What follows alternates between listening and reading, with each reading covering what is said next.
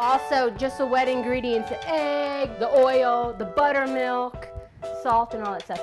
For the full recipe, refer to our publication, Baking at High Altitude. Really good, especially if you're new to the area and don't really know how to bake at altitude. And this is the southern style cornbread. Right. I kind of got inspired this weekend by a neighbor. We were harvesting honey and she made cornbread with apples. So I thought, whoa. So why do we care that it's actually a high altitude? Our baked goods are going to turn out a little bit differently than they would at sea level, and so we have to make a few adjustments to our recipes to help them turn out the way we want. So the altitude has something to do with, like, you know, less oxygen and less pressure? Or less atmospheric pressure. Less atmospheric pressure, okay. Yeah. And so that influences the liquid content, right? So when you're baking at high altitude, bump up the temperature a bit, I believe 25 degrees, or you can cut back on the liquid a bit. With these recipes from the baking at high altitudes, they've all been tested in between 5,000 and 7,000 feet, so that's all been kind of taken care of for you. And you know, we're using the Indian corn interchangeably, so whenever you see for cornmeal, you can just use the Indian corn, and it actually has a richer flavor than your general store-bought cornmeal. Very appealing to the eye, also to the stomach, you know, for the taste, and to the body with all the flavonoids that you're getting. So what a bonus. Great. Well, let's throw these in the oven and pull them out in 25 minutes and we'll call it good. That's great. Great. Diane and Kent have shown us how to bake Indian cornbread at high altitude. While the bread is in the oven, Tina Russell visits Mill Creek Miracles to find out how Indian corn is grown in Wyoming. This morning I'm standing here with Kathleen and Tim Thomas, and we are just outside of ETD, Wyoming on the Wind River Indian Reservation. So Tim, can you tell us, what do you have planted here? We have some flint corn and some silver sweet corn and also some Amish popcorn that we tried this year. So can you tell us, kind of start to finish, what's the process of getting the corn in the ground, harvesting, and then what do you do with it when it's ready to harvest? Yeah, well, we do a lot of prep work the year before and then get it ready in spring with some amendments from horse manure or sheep manure. And then we decide which variety of corn that we're going to plant. Okay. Do we want to look at some of the varieties that you have here? Or maybe you can tell us a little bit about the growing season and how they all turn out?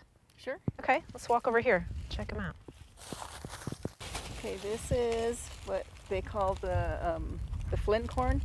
It's actually an Indian corn, and it takes like 180 days. Wow. That's an Amish popcorn that we grew. That comes in yellow and red and other different, comes in the flint colors. So do you do processing on this? You dry them? Pull the husk back and sun dry them and then peel them off by hand to put them in a container and let it dry. Put a piece of newspaper in the top to help take the moisture out. And it's good for a few years like that. Oh wow, that's a long time. That's a dent corn. It's a silver and yellow corn. Is this what we know as sweet corn? Yes. Dent corn? Okay. Yeah, it's a type of, the silver is a type of sweet corn. Okay, so what's the growing season on the dent corn? What would you say? It's about 120 days. Very nice. But just like any time that you open one of these things, it's like Christmas. You don't know what you're going to get or if there's going to be even anything in there. Right. Surprise. But the more colors, more healthier, I believe that you'll be. So after you guys have harvested, what do you do with all this corn? This is a lot of corn. Do you eat all this yourselves?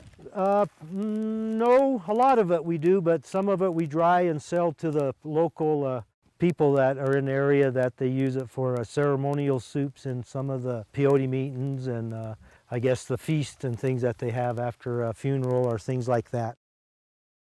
I myself really didn't know where the ornamental corn or the flint corn came from, and But we couldn't find any, and I went to town and bought some, and my grandmother said, "You silly kid, you can't eat that. They sprayed lacquer on it. You hang it up on your door." So the corn that you buy in town for Halloween decorations, be careful of it. Ask the stores if they've sprayed it with some kind of chemical. If they're asking you for $6 for 3 pieces of corn, it'll last for a long time. Don't eat it.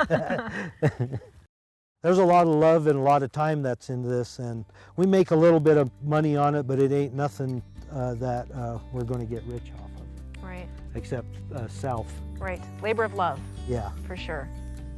Well, great. Thanks, guys. Let's go see how that cornbread is doing back in the kitchen.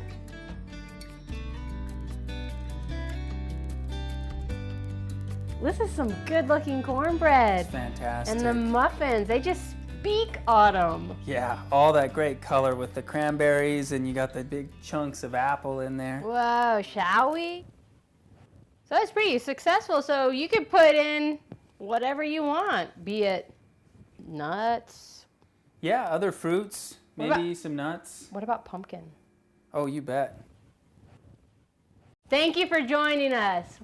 And don't forget, baking at high altitude. It's available, like I said, for free and for you to print out on our website. You can type in Google Eat Wyoming and it'll take you to it. If you need more information, contact your local county extension office. We are here to serve and we are located throughout the state.